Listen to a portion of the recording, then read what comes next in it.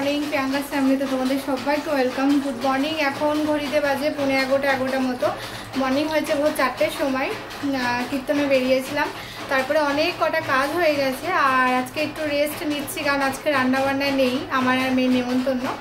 কিন্তু আমার বর তো খাওয়া দাওয়া করবে, তো আমি ভাবলাম যখন ওর জন্য রান্না করতেই হবে, একবারে রাত্রে রান্নাটা করে ফেলি। রাত্রে একটু ঠাকুর দেখতে যাবো রাস দাইহাটে, একবারে করে নিচ্ছি।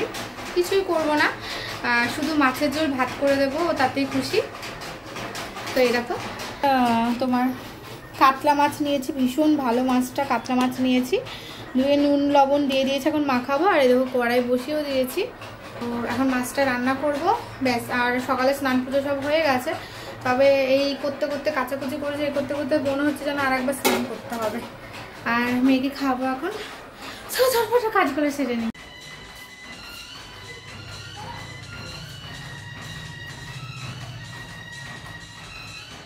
তোমাদের বললাম না মামুমের বাবার জন্য একটু রান্না করতে হবে, তো রান্না হয়ে গেছে, শুধু তো মাছের ঝোল।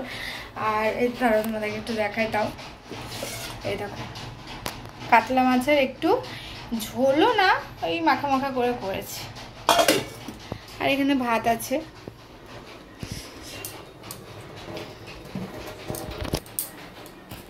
তো এখন রেডি হব।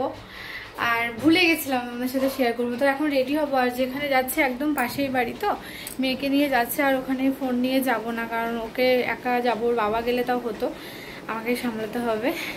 আর বিকালবেলাতে আর দাইহাটের রাজ দেখতে যাব, তোমাদের বললাম। এখন জানি না কি করব, যাওয়ার তো কথা আছে। তো এখন কি শাড়ি পরবো তাই ভাবছি। এদের এই একটাই সমস্যা, জামা কাপড় থাকতেও শাড়ি থাকতেও বুঝে পাই না কোন শাড়িটা পরবো।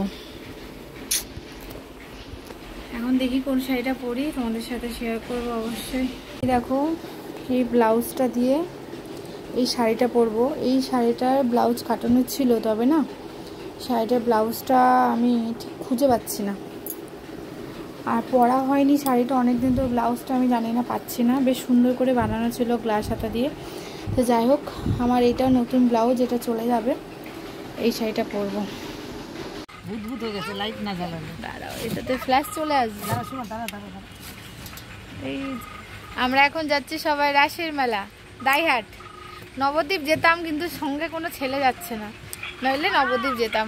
মামাকে পাঠিয়ে দাও। আর রাত্রেবেলা এতটা সাহস পাচ্ছি না এই বাচ্চা নিয়ে, তো আমরা এই বেরিয়েছি এখন।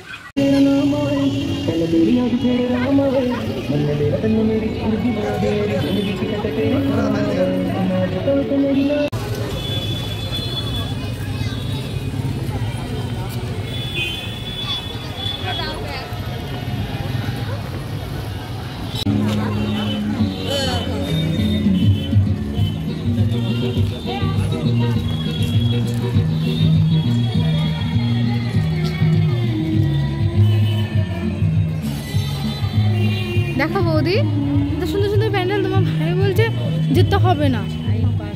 সুন্দর দেখো।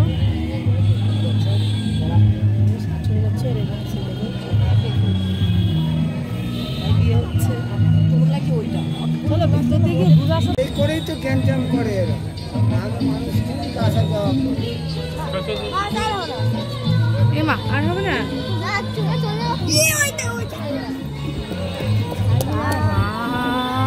কি দারুণ আসতে সামনে দেখেছি।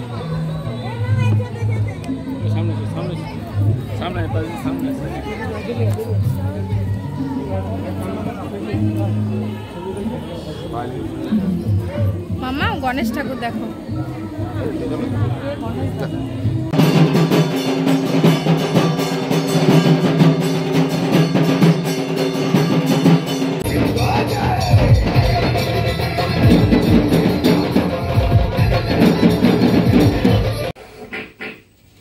কি বলবো, এত শরীরটা খারাপ লাগছে,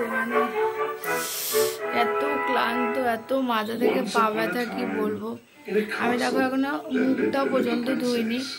এখন ঘড়িতে পুরো 9টা বাজে, আমরা এসছি তখন 8:30 মতো বাজে। এসে একটু ফ্রেশ চেঞ্জ করলাম, ভাত বসালাম। আর না এত মাথা ধরেছে আমার, চা করেছি, চা খাচ্ছি আদা দিয়ে। এতটা কষ্ট হতো না, এমনি ভোর 4টের সময় উঠি তো উঠে যাচ্ছি, সেটাতেও কোনো কষ্ট না। আজকে যদি একটু দুপুরে আমি ঘুমাতে পারতাম তাহলে এই কষ্টটা হতো না।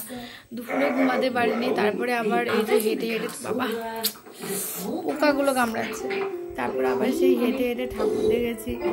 মানে এখন খেতে ইচ্ছা করছে না, কিছু করতে ইচ্ছা করছে না, মনে হচ্ছে শুয়ে পড়বো।